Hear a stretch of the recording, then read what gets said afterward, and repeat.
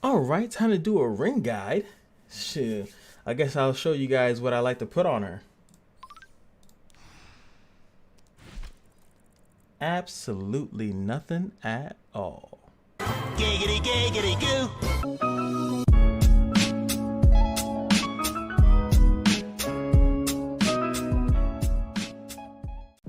What's going on, guys? It is your boy Cash, and I'm here finally to do my Crescent Moon ring guide.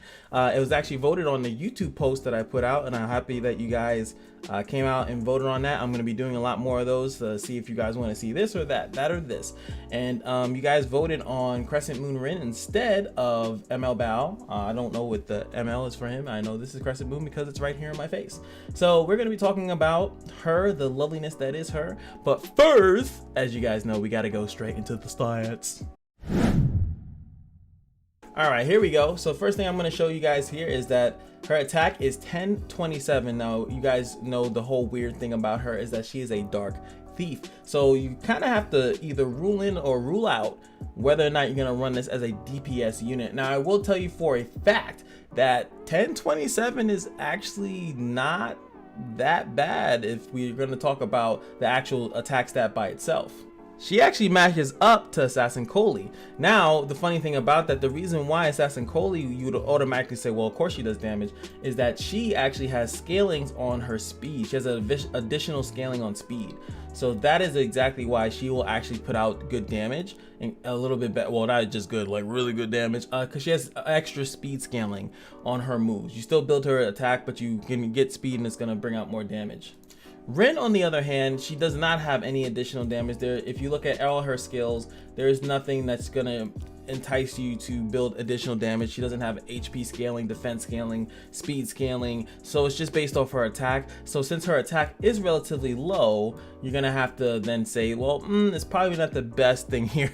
So I'm going to suggest that you guys actually run her as a support unit. Also, not only that is a fast one, 126 clocking in, and that is going to be phenomenal speed, especially when we go into what her skills do. Really fast. She has really good health. Defense is pretty good as well. No other multipliers, as you guys can see here. She gets no effectiveness, which is the scam. She definitely should get some awakeness effectiveness. But really important here also is that, you know, since she is a Moonlight character of a 4-star unit, AoE HP percentage, memory imprint, which is phenomenal, and that's why I'm actually going to be giving up all my RINs to my new RIN because of that exact factor. That is amazing.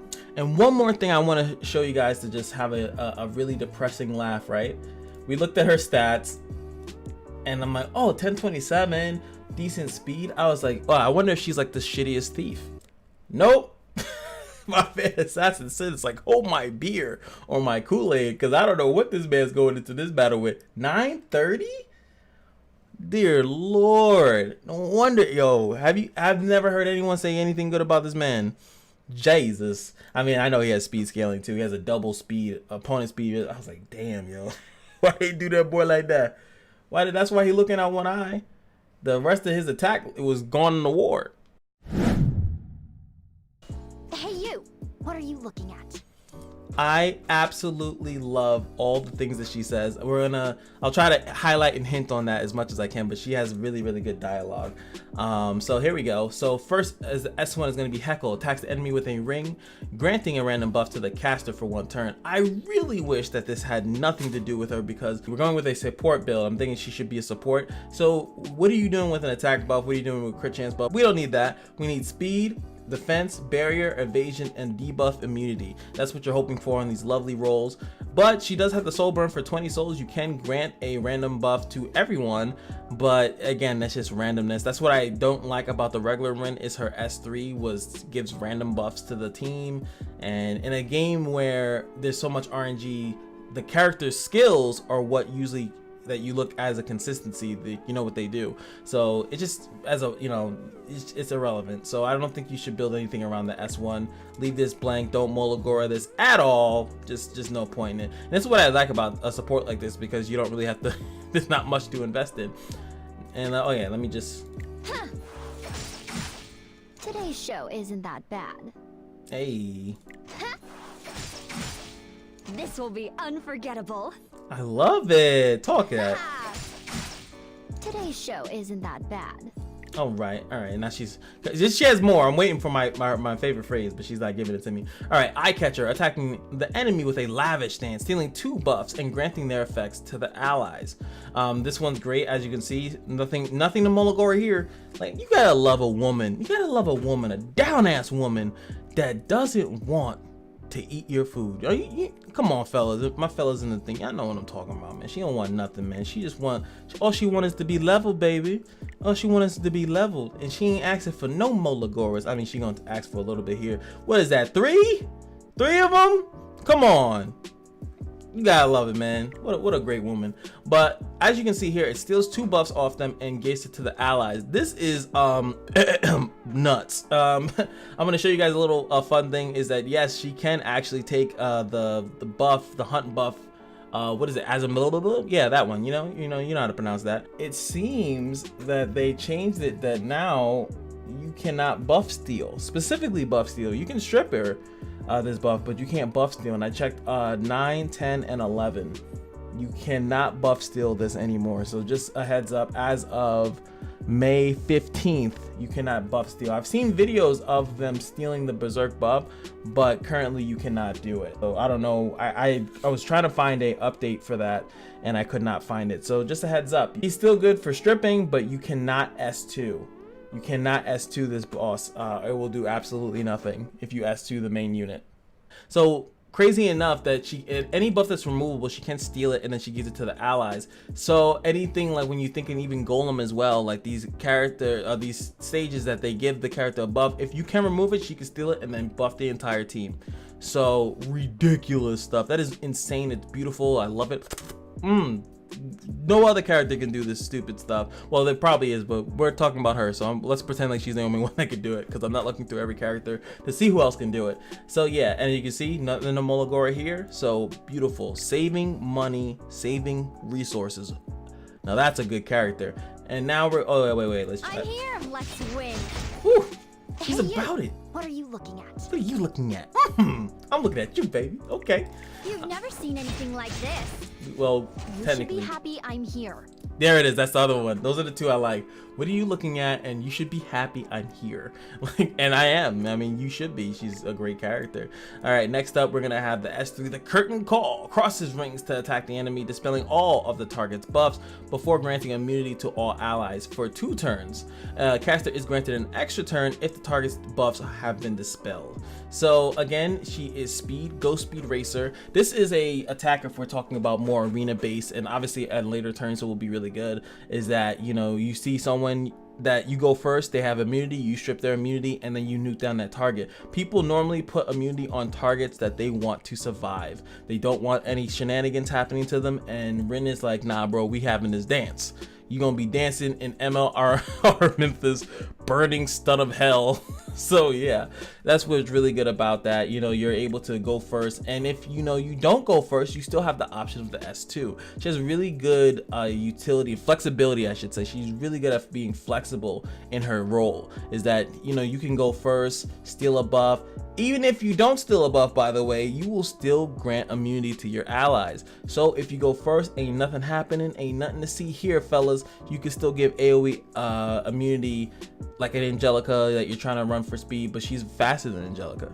So running her in arena is just a good option. just run her fast. She's gonna go first. If she doesn't go first, well, great. As long as you know she's still around and can use her S2, S3, she's not silenced or anything like that, and she's still going to be able to counteract half the stuff that people are putting up in arena. Crimson Armament, yeah, give me that. Thank you. Let me bless my whole team with your invincibility buff. Oh yeah, K-Ron, yo, you died. Oh, that's unfortunate, bro. Let me get that immortality for the squad. Like, that is insane. Let's see that S3, baby. Show it to me. Give it to me, girl. And now, for the main event. Today's show isn't that bad.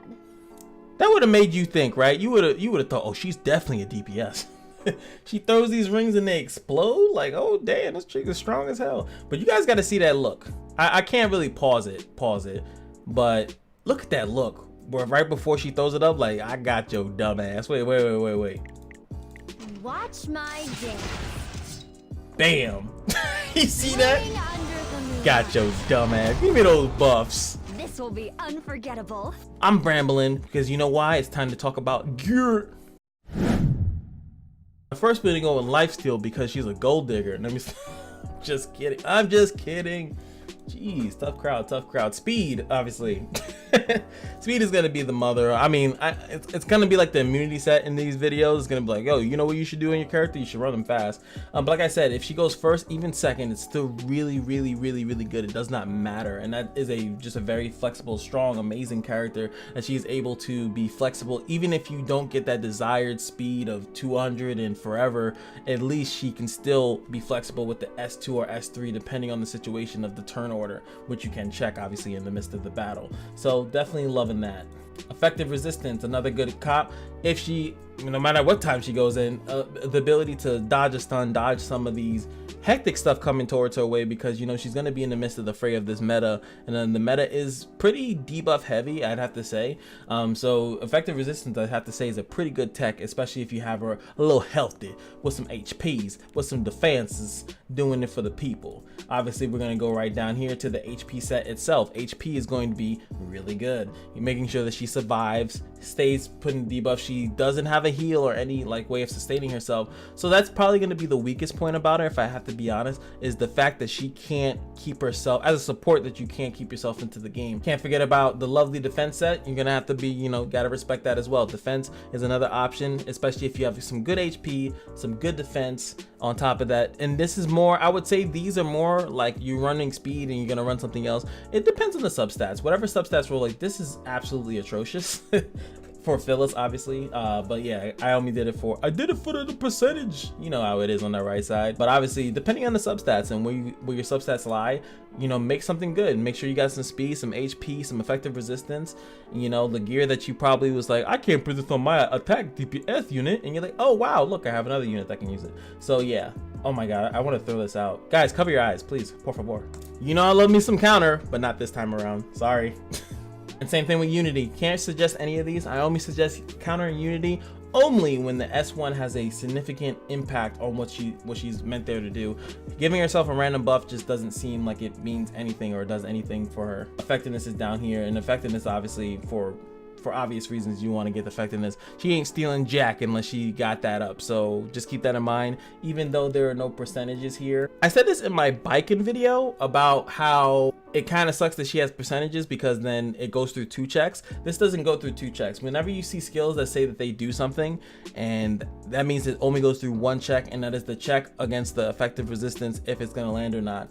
If there is a percentage, then that means it goes through 2 checks. It goes through the check of it happening, and then it goes through the check of it going against the effective resistance. That's why Bikin is in a, not a rough spot, but that's why it was stupid when they even made that buff to Bikin. And they're like, oh yeah, one of them ignores resistance, but it doesn't matter because that one still has to go through a check to even happen as well. But we're not gonna go into that because it's just don't even want to go there. But yes, effectiveness is gonna be good. And of course, last but not least, the good old immunity set. Always got to bring it in there because of its utility, especially on a character that you want to be taking like either landing debuffs or protecting the team. You definitely want to have them on immunity if you can tech it, if the substats are rolling in your favor. The reason being obviously is because if you do not go first, it protects you if you happen to be outsped. It's not really for PvE. I feel like I should just have a disclaimer that says this because it would take up less time in the video.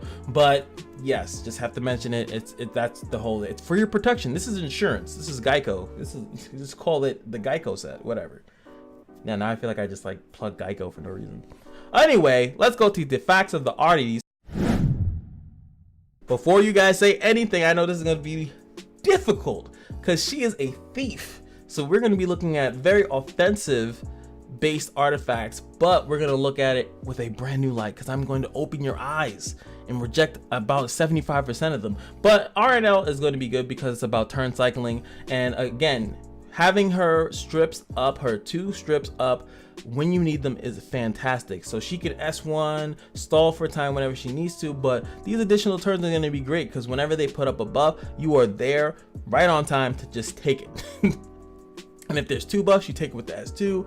If they have a plethora of buffs and you need to kill them, you S3, give yourself another turn, just cycle cooldowns all day and all night. So I definitely would suggest that. And again, if you're just trying to cycle the S1 to get those buffs that you need, like I said, the speed, the evasion, the debuff immunity, the barrier, then that's still good in here. So RNL, one of the best ones for her. Hell no, you ain't killing a goddamn thing, let's be honest. Why is this a 5-star artifact? All right, hear me out. Hear me out. Now, the attack and evasion, obviously we don't care about the attack, but if you happen to have gotten this maxed out, that is 30% effectiveness. And if she's cycling turns because she's a speed demon and she does have a turn cycle thing in her S3, if she does get the strip off, gotta admit that she might get enough turns to actually have a nice amount of evasion for pretty much for free. Now, if we go by just being at 15%, I guess that's not that bad. These are 5-star artifacts, you might not have them, but if you did have them and you were kind of like, I don't really know what to give her, this is not that bad of an option. Evasion is good. Evasion allows you to not take a debuff. So as far as like not taking debuff and taking less damage, you have to think about that as being viable, in my opinion. But I will say, if someone's like, oh, you gotta be kidding me, I will have to say that you could technically put this on. She does have 3 single attacks, and if you're running some type of team comp which could synergize off the bleeds, maybe, but it's a really hard maybe, and it's a super hard tech because like we're already pretty much discussing, because of the thief there's not much she can run. But the only thing I could see here is maybe for the farm event or something. But yeah, no, not really. But yeah, if you had some weird debuff comp and you wanted to synergize with Baiken or synergize with like Cigarette, maybe, but that's about it. Again, here we go with the evasion chance. Now this one is a little bit better because you get the evasion chance up front, and it's a 4-star artifact, so it's very likely that you might even have the 20% evasion straight up. And if you know from Assassin Cartuja, it is a bag of annoying that, you know, randomly you're trying to attack something and it just dodges. Plus on the fact that she could give herself the evasion buff is bringing up her evasion chance pretty damn high. So I would actually say, as far as just for the evasion chance, it's pretty good. The increased attack is whatever, but she already has a random increased attack, so I guess you can't really be bad about something else giving her a random increased attack. No. Yeah, no, just no.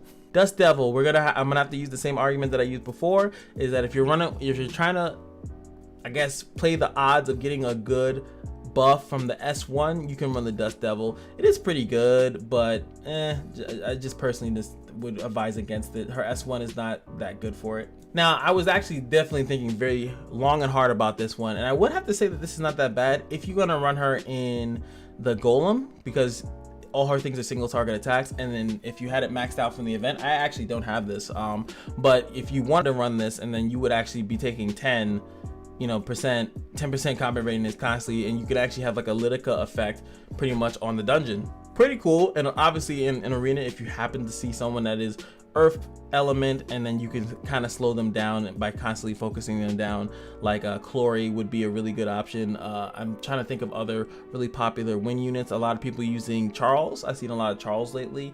Haven't seen Destina, even though I really think she should come back into the meta. I was really even thinking about redoing my guide for her because people really should be using her a lot more.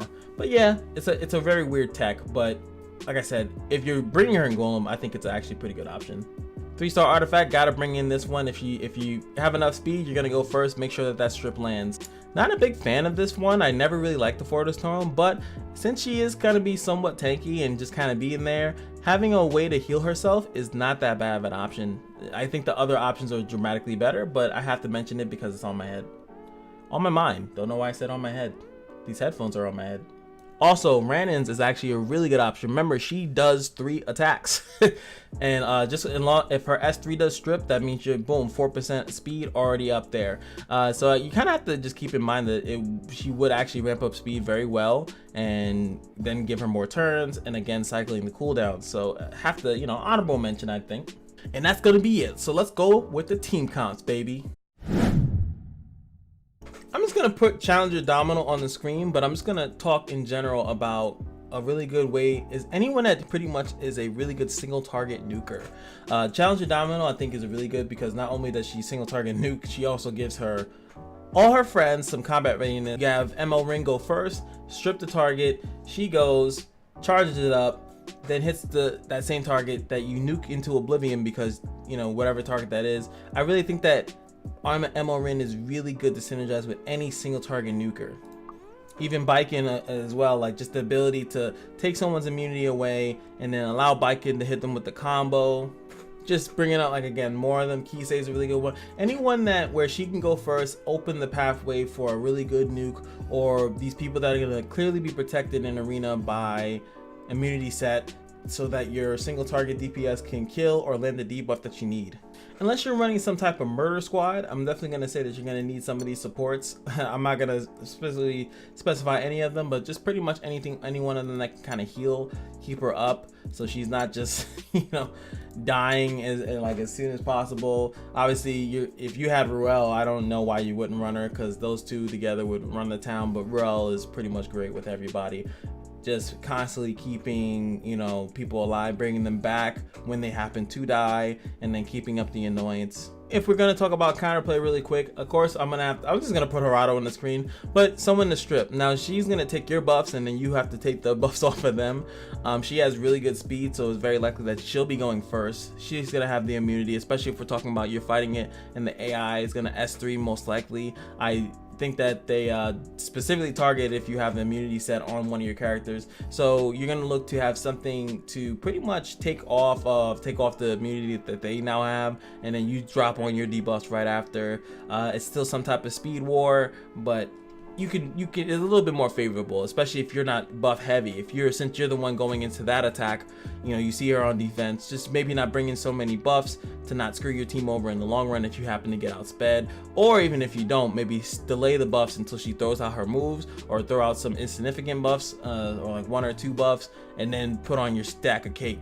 But remember, the longer you're stalling on doing that, her team is popping off on you as well, so just be careful. She's really, like, you know, that's, just think about how much pressure that is. Like, you don't know when the buff, if you have a buffer, you know, you might want to save it. Do you save it? Do you use it? Do you use some? Do you just keep the one that you don't want her to steal? Because I wouldn't want to be in the nightmare that you use a Deanne, she steals your Deanne buff, she steals your Crimson Armin buff. You know, like, you don't want to fight against that. That's like giving them candy. So definitely don't want to do that. And that's gonna be it for Crescent Moon RIN. Sucks that she can't strip as morale buff anymore. The only thing that really sucks is that it doesn't strip then provide the buff, so her S2, if on auto, would literally do nothing now. But her S3 is still a viable tactic in there. But maybe if you have the cycle cooldowns, it won't be too bad. And most people run more than one stripper. That's gonna be it for me, guys. Hope you guys enjoyed. If there's any other additional tips you would guys like to leave it in the comment section below, I would appreciate it. Just trying to spread the love, spread the info, and I hope this was helpful to you, and I will see you in the next video. Peace.